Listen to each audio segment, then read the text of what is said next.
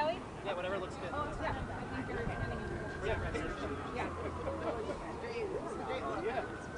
The pin really looks good on black. Okay. Sun goes down, wind comes out. Do you want people to Do be? you have a third one? No. Okay. Yeah, I think I want one. Drastic change. All right, we might be making two rows. Make it end here. No, it's okay. It's okay. Basically, just like get more in the middle. Okay. Sorry. All right, looking beautiful, everyone. Thank you.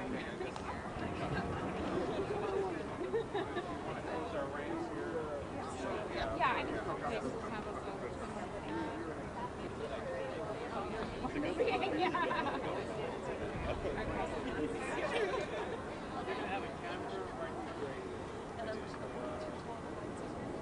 we should be getting started shortly.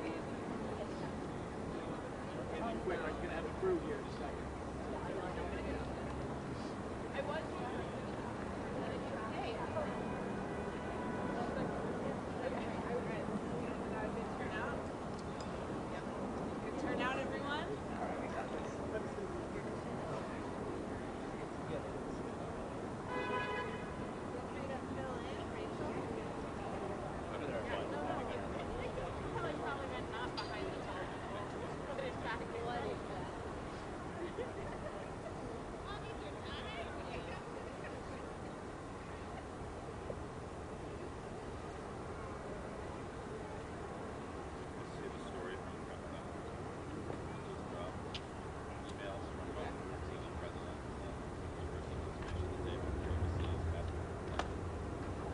Wow.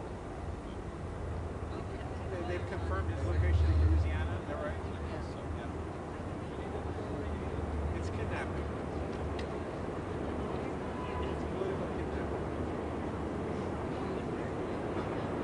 Thank you all for paying rapt attention. We are just waiting for one more speaker to arrive, and then we'll get started in just a moment.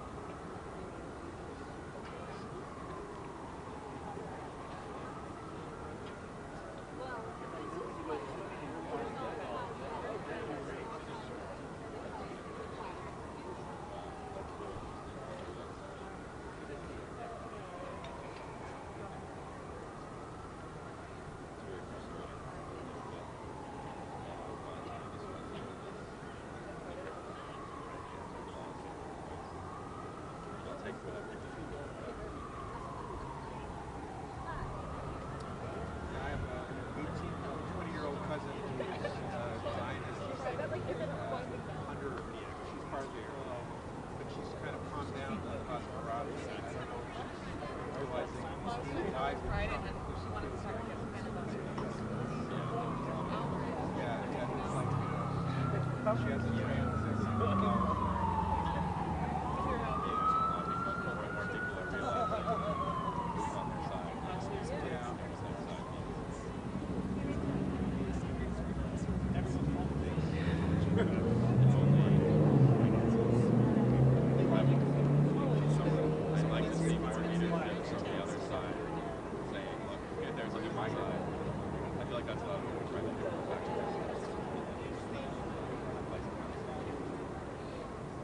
I would have been like,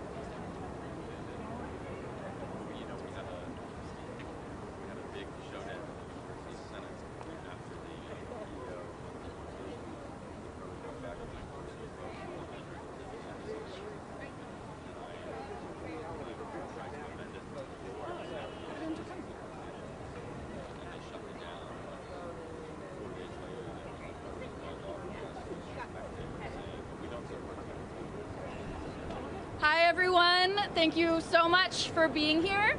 We're going to get started in just a few minutes. So thank you for your patience. We'll get started soon. All right.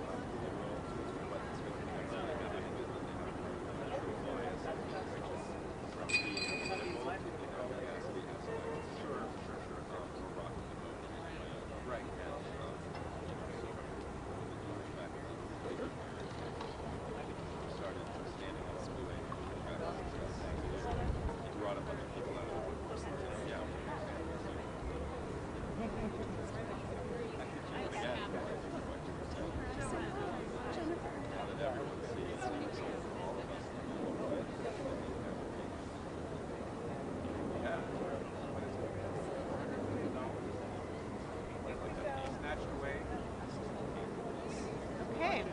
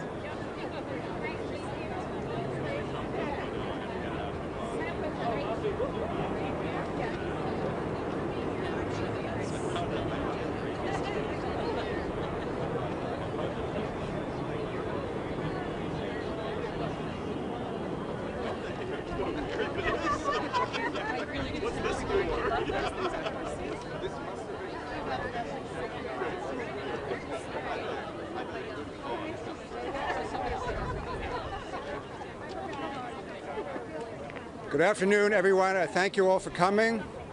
I'm Michael Thaddeus, professor of mathematics at Columbia University. Being a mathematician, I'm unaccustomed to public speaking, except about group theory, commutative algebra, topics like that. But this is an emergency, as we know, and this press conference, we think of this as a press conference, not a demonstration. I think there will be no chanting, no marching, but it had to be held on an urgent basis. We have about a half dozen speakers who will come up one after another after me. Each will speak for a few minutes, and then we'll have a press availability afterwards. Besides being professor of mathematics, I'm also vice president of the Columbia chapter of the American Association of University Professors. The AAUP was founded, actually, at Columbia in 1915. Thank you. And its co-founder was the great philosopher John Dewey. Ever since that time, one of its primary concerns has been academic freedom. Academic freedom has been thought to be a privilege of professors, covering our speech on academic subjects and protecting us from retaliation by our own institutions. The case of Mahmoud Khalil, which we're gathered here to discuss today, is somewhat different. It involves the right of free expression and freedom of speech in its broadest sense. Mr. Khalil is a U.S. national, but that did not protect him from being arrested by immigration police and spirited off to an undisclosed location after he was targeted and denounced by right-wing provocateurs, including some at our own institution. It therefore implicates the most basic First Amendment rights to free speech that as Americans we all cherish. Nevertheless, it has everything to do with academic freedom and the concerns of the AAUP. Many of our faculty, even our tenured professors, like Mr. Khalil, are green card holders, permanent residents of the United States. And many of them, scientists, historians, cultural critics, have said things in the course of their scholarly careers that are noxious to the present administration in Washington. The attack on Mahmoud Khalil is intended to make them quake in their boots and to make all of us quake in our boots. Our message to Washington is that we are not silenced, we are not afraid, and we stand together determined to defeat this ongoing assault on our fundamental rights.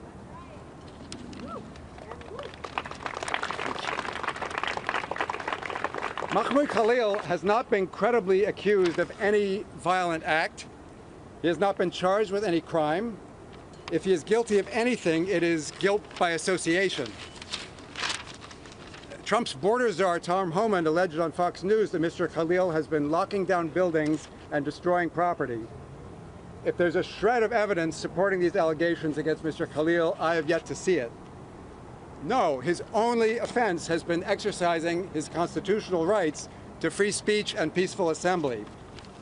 Anything else is a hot take from those who get their news from Twitter and TikTok. Students like Mr. Khalil flock to the United States from every corner of the globe, in large part because of our reputation as a beacon of liberty.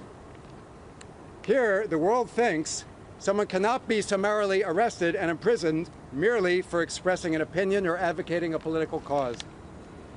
The case of Mahmoud Khalil has dealt a severe blow to that trust placed in us by the world. My activist colleagues behind me on the faculty have for many years circulated petitions and signed open letters in support of political prisoners held by authoritarian regimes in places like Russia, China, and Iran. Now we're facing a horrifying reality that our own student, a member of the Columbia community, has become a political prisoner here in the United States. This is a dismal moment in American history. We must not go down this authoritarian path one step further. Let's not let this happen in the United States of America. Thank you very much.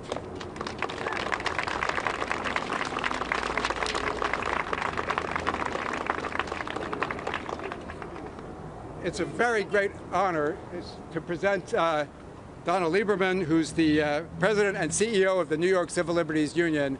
On a personal note, I must say that I have observed her work on the ground for decades. She is, among all civil libertarians, the one who walks the walk just as much as she talks the talk. And it's a great honor to introduce her.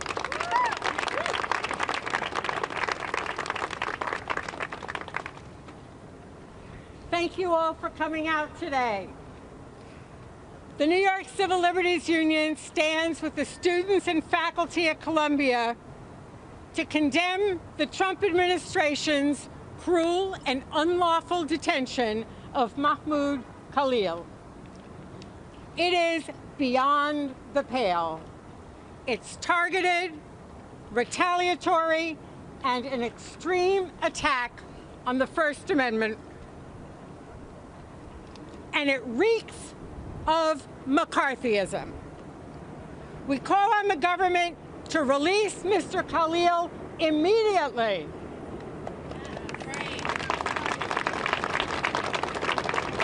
Let's be clear. The First Amendment protects everyone in the United States.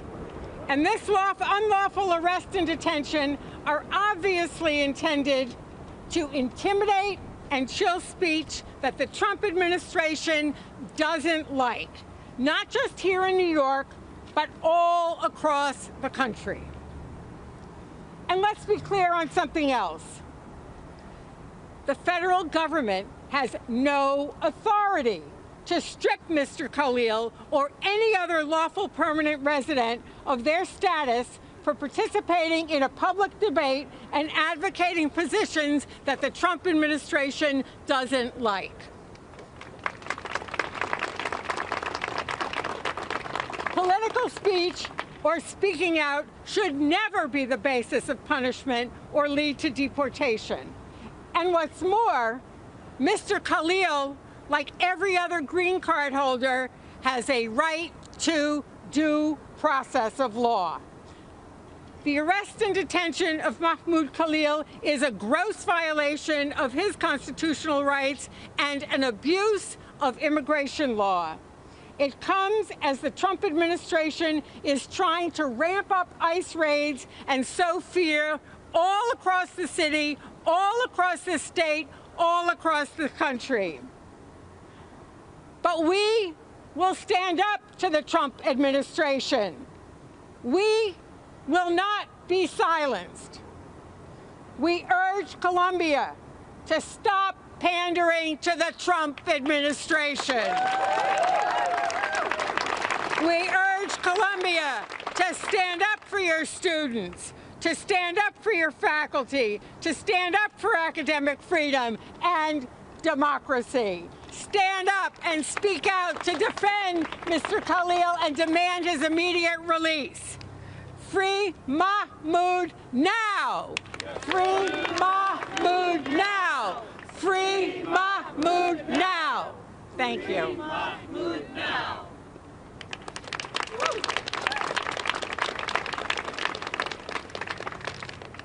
Our next speaker is another professor, Yinan Cohen, Yerushalmi professor at Columbia and fellow of the Institute for Israel and Jewish Studies.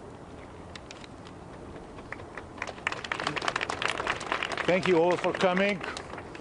And I'm indeed a member of the Institute of Israel and Jewish Studies at Columbia University.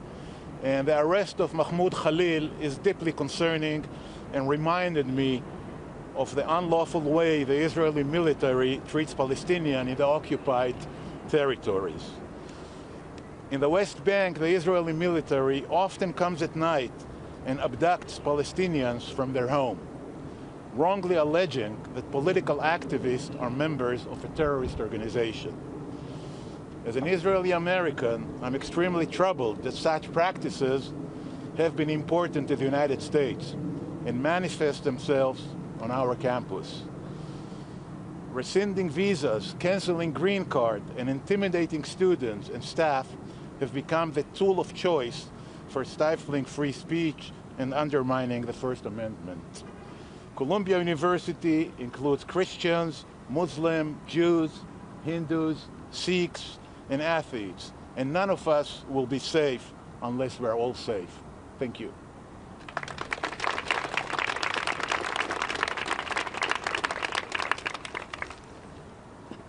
Our next speaker is Professor Nadia Abu El-Haj, the Ann Whitney Olin Professor in the Departments of Anthropology at Barnard College and Columbia University, and co-director of the Center for Palestine Studies.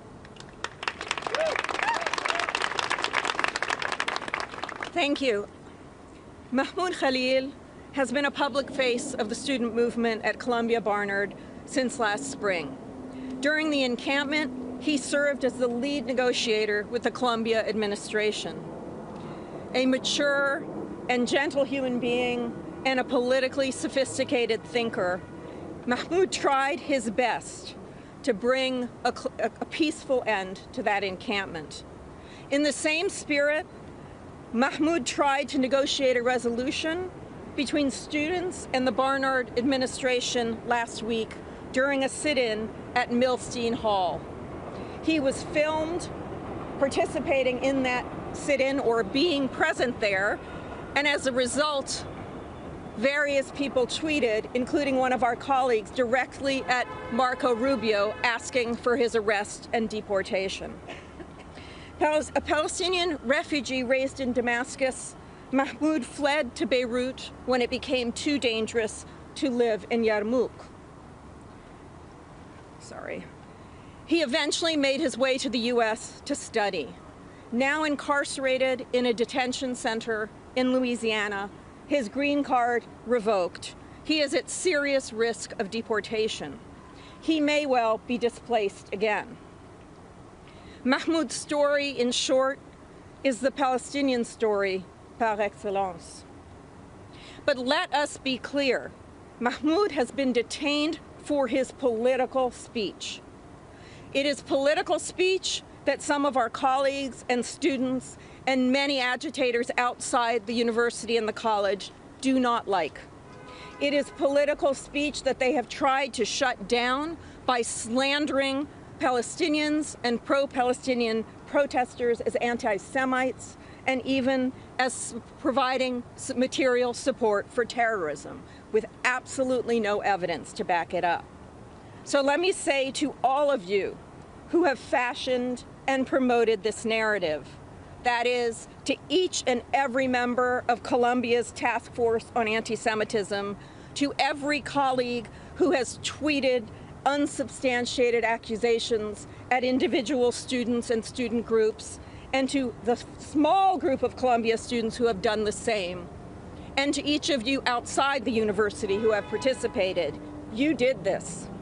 Your political speech has produced entirely foreseeable material consequences.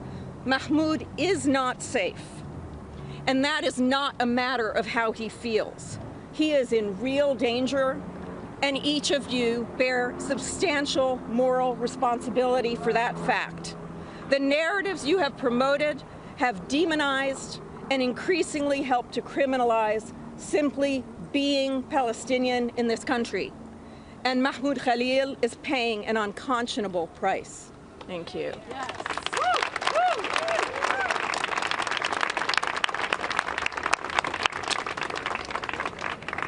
Next, I'm very proud to introduce Council Member Sean Abreu, who represents me and much of the Columbia community in the New York City Council. Hello.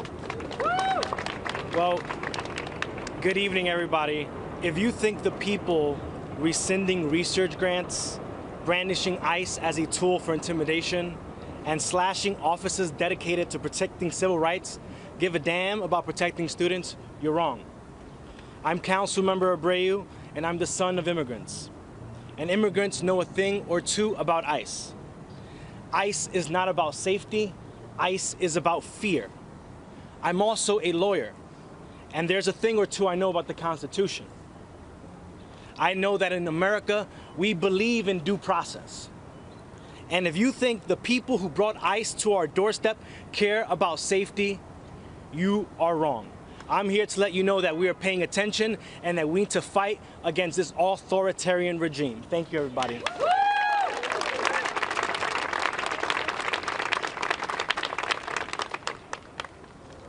Our next speaker is Professor Nara Milanic of Barnard College from the Executive Board of the Barnard chapter of the AAUP. Hello, everyone. Thank you for being here. Can everybody hear me? Thank you, colleagues, for being here. Thank you, members of the Free Press, as long as it lasts, for joining us here today. My name is Nara Milanic. I'm the chair of the Department of History at Barnard College, but I'm speaking to you today as a member of the Executive Committee of the Barnard chapter of the AAUP, the American Association of University Professors. As my colleague Michael said a moment ago, the AAUP was founded over 100 years ago to defend the basic principle of academic freedom, which refers to the freedom of faculty to teach, to research, and to speak out, as some of us are doing here today. This is my 20th year at Barnard, and I teach Latin American history. My academic background in Latin America has given me a sobering perspective on events in the last couple of weeks. Last summer, I was in Buenos Aires, Argentina, where I had the opportunity to visit an organization that provided legal services to the families of political prisoners during the dictatorship in the 1970s.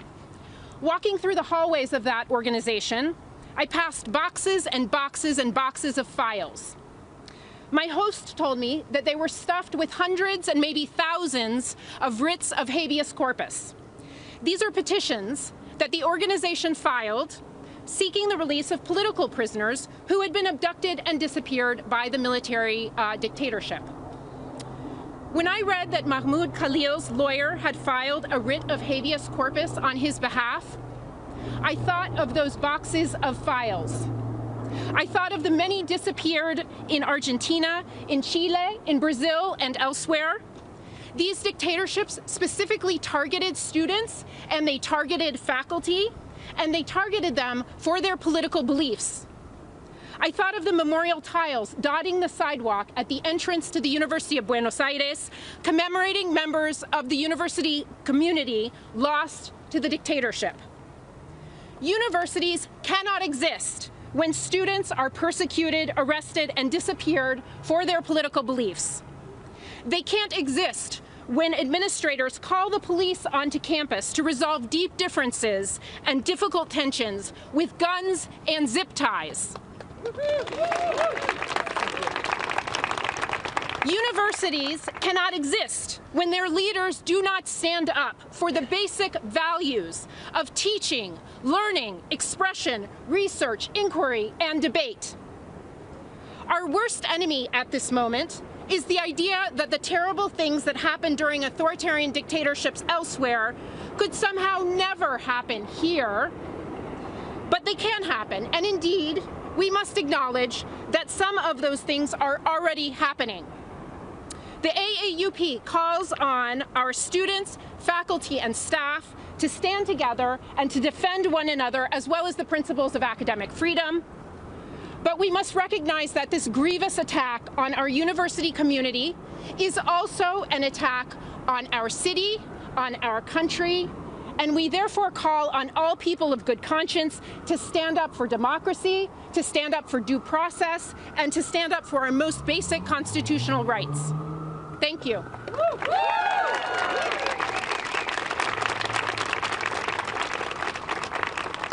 Our next speaker is Professor Mariana Hirsch, the William Peterfield Trent Professor Emerita of English and Comparative Literature and of the Institute for the Study of Sexuality and Gender at Columbia. Thank you all for being here. Can you hear me? It's hard. There's a chill in the air, and it's not from the early March wind. It's the chill of fear and despair that is all too familiar to me. Since Mahmoud Khalil was detained on Saturday, it has brought back my most tormenting childhood memories. Oh. Since Mahmoud Khalil was detained on Saturday, it has brought back my most tormenting childhood nightmares. I grew up as a child in communist Romania, the daughter of Holocaust survivors, in the 1950s. A knock at the door, the sound of a doorbell were never innocent occurrences. They recalled my parents' wartime stories of hiding, trying to evade deportation, hearing their neighbors being taken away. But for me as a child, they could mean that the Securitate, the security police, was coming for my parents. There was no schoolmate, teacher, or neighbor that could be trusted not to denounce us. And for what? Well, there was never a lack of a pretext to arrest enemies of the state, often a code word for Jews. But during all that frightening time, there was a word that offered hope of the possibility of living freely. And that word was America, or as my mother pronounced it, America. Surely a bit naive, but we came here believing in it, and a lot of me still does. I've spent my career, or a good part of my career, teaching about fascism and the memory of the Holocaust, so that what is happening now should never happen to anyone. I've spent the last year and a half working with a number of committed Jewish colleagues to preserve these basic freedoms on this campus. Freedom of expression, freedom to protest, freedom to speak out and to act against injustice.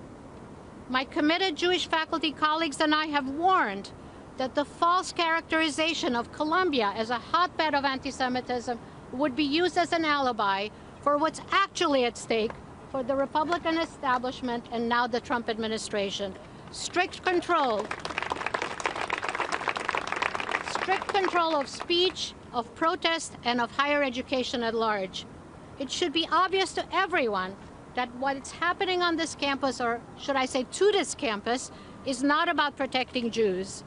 Sadly, the Columbia anti-Semitism narrative has been promoted and amplified by the Anti-Semitism Task Force and by this administration, and Columbia administration has conceded on every single point. Our group of Jewish faculty have argued vociferously for a clear distinction between an understanding of anti-Semitism as anti-Jewish hatred, which certainly exists, and the false narrative that criticism of Israel's brutal war on Gaza, a war that many experts agree is genocidal, can be equated with anti-Jewish sentiment. Student activism is not support of terrorism or of Hamas's violent attacks on October 7th. That's a shameful and deeply mischaracterizing conflation that is being repeated in the press. I'm glad you're here to hear me say this is not right. Pro-Palestinian speech and activism does not mean a lack of safety for Jews anywhere. The illegal detention and threatened deportation of a student who is a green card holder have made everyone here unsafe, as my colleagues have been saying. Undocumented international students and faculty on visas, green card holders, and who knows, even naturalized citizens like myself. Not to speak of minorities and women and Jews. The chill in the air now is the fear and despair we feel as Columbia is being made a test case for the detention of activists and with announced funding cuts for the decimation of higher education in the U.S. Thanks.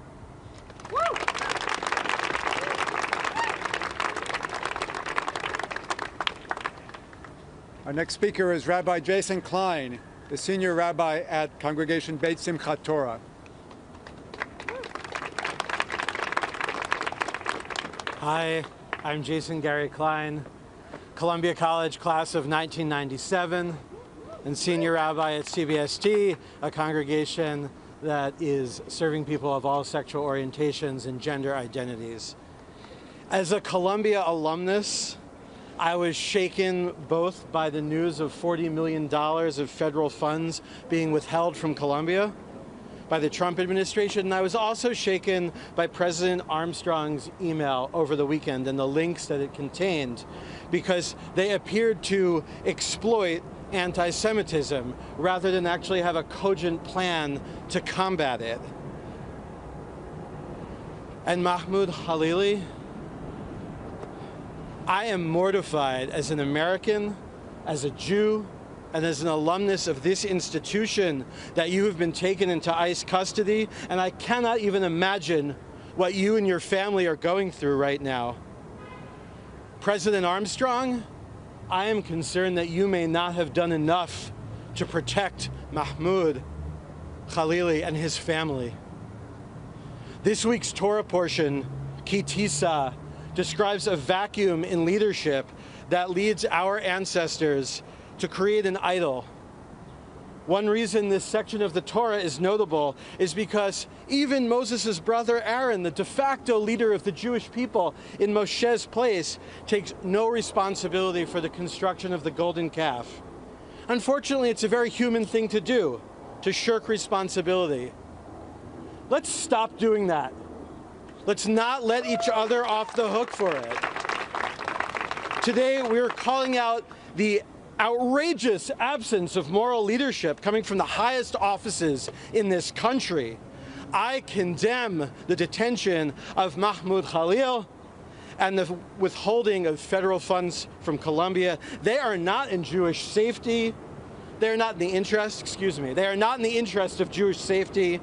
They are a distraction from real acts of anti-Semitism, and they rely on weaponizing anti-Semitism. They rely on exploiting people's worst instincts to capitulate to tyranny. Whether or not I or anyone agrees with a particular opinion of a fellow Columbia lion, whether or not I or anyone agrees with the opinion of a fellow Columbia lion, it would be a grave mistake for any of us as Jews to forget that liberties such as free speech and the right to due process have allowed us to thrive in this country as well. So if you agree with one of Mahmoud's opinions, we haven't actually been on a first-name basis, Mr. Khalil's opinions, you may be outraged. And if you disagree with Mahmoud Khalil, I suggest that this is a good time to be even more outraged, because what happened to Mahmoud can happen to anyone. So let us call on ICE for Mahmoud Khalil's release. Let us call on the release of federal funds to Colombia, and let us call on Alma Mater to fight on for victory evermore, the victory of intellectual honesty and the victory of American liberty. Thank you.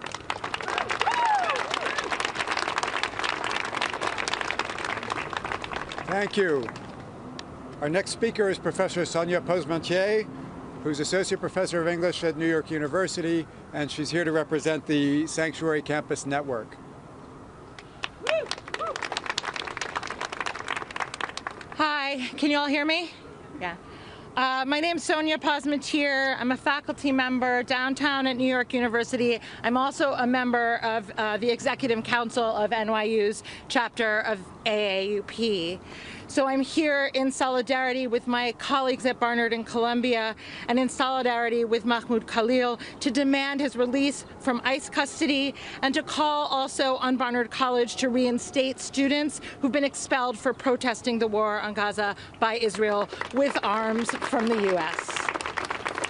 I'm also here, as was said, as a member of the Sanctuary Campus Network, which is a new formation of college and university individuals from across the U.S. and Canada. There are currently over 1,000 people in that network, so I can't say that I'm representing all of them, but I'm here to say a little about the Sanctuary movement and the Sanctuary Campus movement. Sanctuary as a political practice and moral principle has deep religious and secular roots reaching back thousands of years.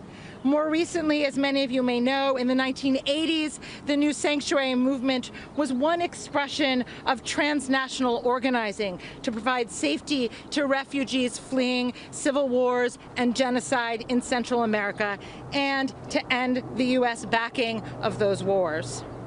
During the first Trump administration, in the wake of the Muslim ban, we took this movement up on college and university campuses with a focus on protecting undocumented students and immigrant students and collaborating with immigrant rights coalitions in our communities. The National Sanctuary Campus Network came together this past December, because we know that all who are defined as outsiders to the MAGA state are targets. None of us is safe. Sanctuary on college campuses, the basic idea that it should be possible to study and teach and express political ideas freely without fear of unlawful detention or deportation is, believe it or not, a contested idea. When we first started organizing around Sanctuary at NYU many years ago, we were told we're already a Sanctuary campus, just in everything but the name.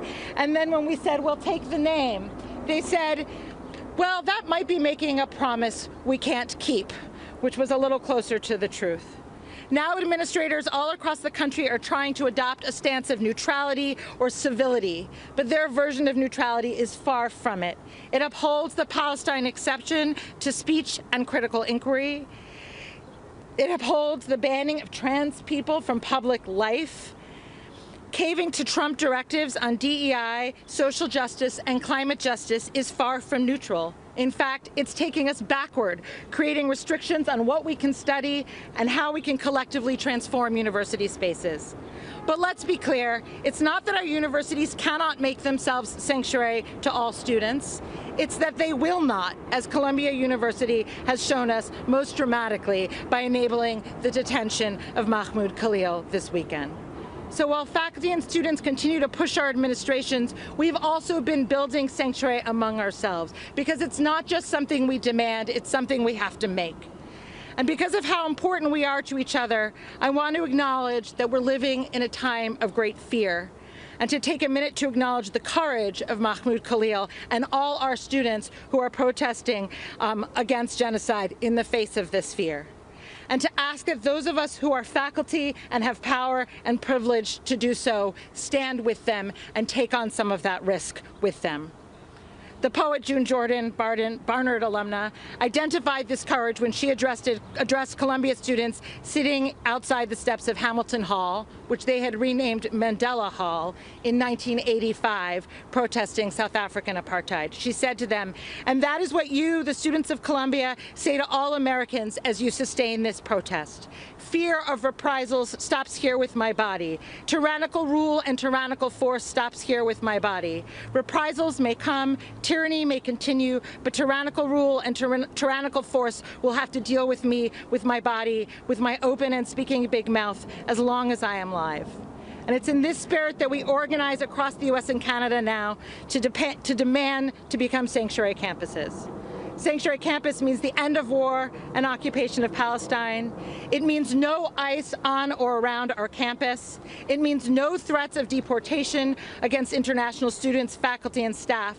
Sanctuary campus means we can critically study systems of oppression, including racism, colonialism, heteropatriarchy, and transmisogyny. It means college should be free. Sanctuary campus means we try to build a free and just world by dismantling our campus's complicity in war and oppression. And sanctuary campus means we keep us safe. Free Mahmoud Khalil.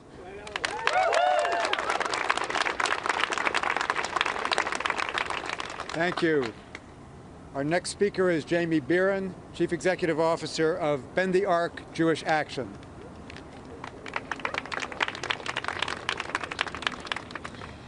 Hi, good evening, everyone. My name is Jamie Beeren. I'm the CEO of Bend the Arc. We are the largest national Jewish organization that works exclusively on domestic policy. And we're a multiracial, multi-ethnic, intergenerational movement who is rising up for an American future in which all of us are free and thriving. A future free from white supremacy, xenophobia, anti-Semitism, and racism. I'm also a graduate of the Columbia Business School and Institute for UJA Federation. I have a certificate from the Columbia Business School nonprofit program. And before I jump into my prepared remarks, I have some exciting news to share, which is that it is being reported that a judge has enjoined Mahmoud's removal until the court has the opportunity to consider the petition that's been filed on his behalf in federal court. And this is good news. And we still have to keep fighting, both to ensure that he is released and to protect free speech and oppose this broader mass deportation agenda.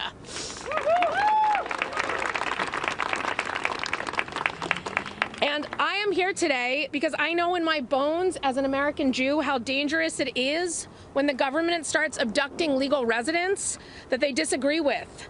And I know how doubly dangerous it is when they are claiming to do that in the name of Jewish safety. If this administration truly cared about Jewish people or wanting to end anti-Semitism, it would be upholding our freedoms to speak, study, and stand up for what we believe in. Abducting Mahmoud Khalil and tearing him away from his family is an affront to freedom and safety for all of us, Jewish people very much included. This is a blatant example of how this administration uses anti-Semitism as a smokescreen to enact its plans to bully, blame, and ban people, plans that have nothing to do with Jews or our safety. At Bend the Arc, we have devoted much of our organizational time, resources, and power towards the work of ending anti-Semitism wherever it comes from. We do this because we understand how damaging anti-Semitism is for Jewish people, for this country, and for all of us. But let's be clear, abducting Mahmoud does nothing to make Jews safer. In fact, it is just another way that the MAGA movement is using anti-Semitism to generate division and fear so that they can continue to grow their power and wealth for themselves and for their corporate cronies. All anti-Semitism is unacceptable. But this strategy, which we call smokescreen anti-Semitism, is particularly dangerous because it is used by people who have tremendous power.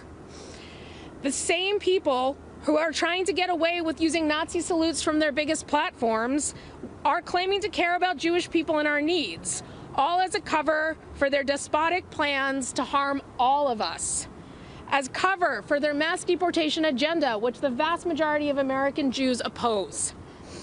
Jewish people will not be used as an excuse to justify MAGA plans to tear families apart. We know where that kind of division ends up. We are going to call Trump's bluff. We demand that Mahmoud be released from custody and returned to his family immediately with his green card intact. And we know that the only way we can truly end anti-Semitism is by locking arms across religions, races, immigration status, and gender, and insisting that freedom and safety for all is truly for all of us, no exceptions. Thank you.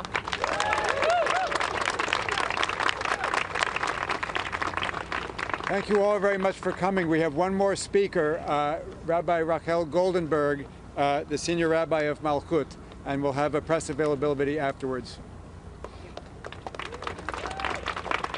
Good evening. I'm Rabbi Rachel Goldenberg. I'm rabbi of Malchut, which is a congregation in Queens. But what really brings me here today as well is the fact that I am a fellow alumna of Columbia College of 1997. And my heart is broken. I and many in the Jewish community could not be more deeply troubled by the Trump administration's detention of Mahmoud Khalil without due process, as well as their cancellation of $400 million in grants and contracts to Columbia University, claiming as their reason the school's continued inaction in the face of persistent harassment of Jewish students. This morning, reading about Mahmoud's detention and learning about his wife, that she's 8 months pregnant, I felt physically ill. I cannot imagine the fear and worry that he and his wife must be feeling right now, and I just want to take a moment to extend all of our prayers and care and support to him and to his whole family. These actions threaten democracy and the rule of law and endanger the entire system of higher education without making Jewish students any safer. Anti-Semitism is real.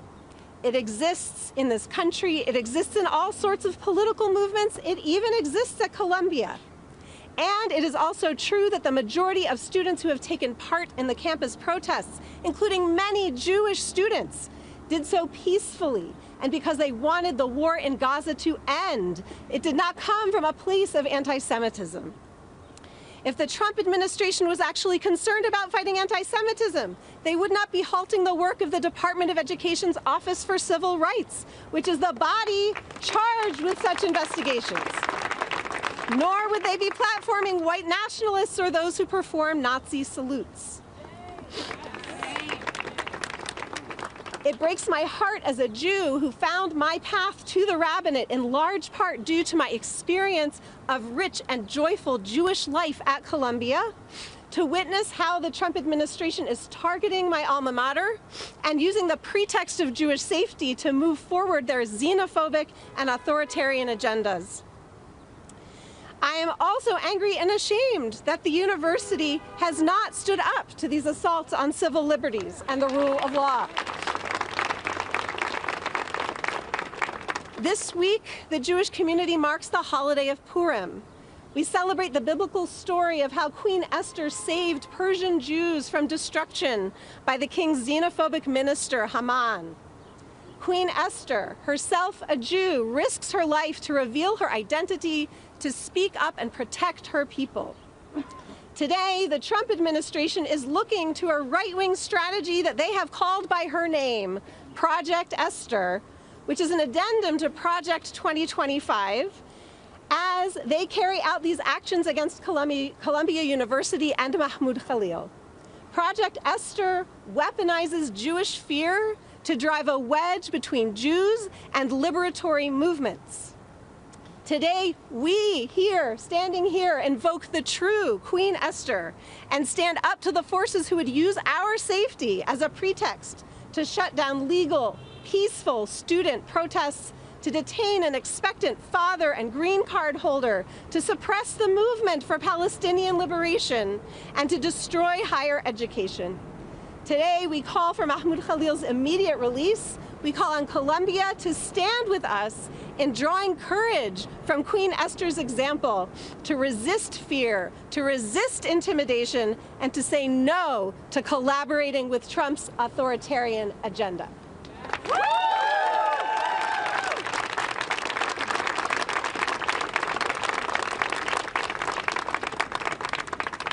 Thanks very much, everyone. That's the end of our planned speakers. If you want to stick around and spread out and speak to any folks, I can send them your way. But now is probably a good time to collect your microphones. Thanks.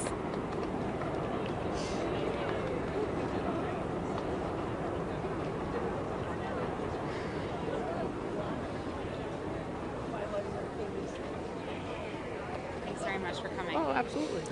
If you would like to interview anyone of any of the speakers further, let me know. We have to go live at 6. Oh boy. Nick.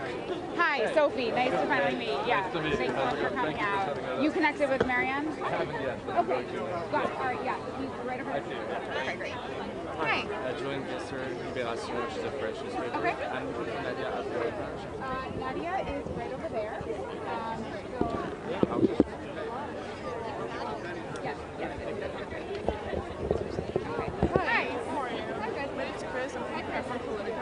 I just want to ask a couple questions.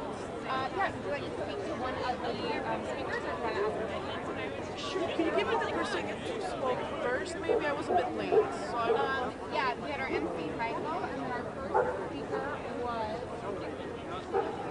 Is there a list of all the speakers? So yes, if I can give you, if you give me your email, I will make sure that you get our press release after the fact. And then we added a couple names in, so, always got to keep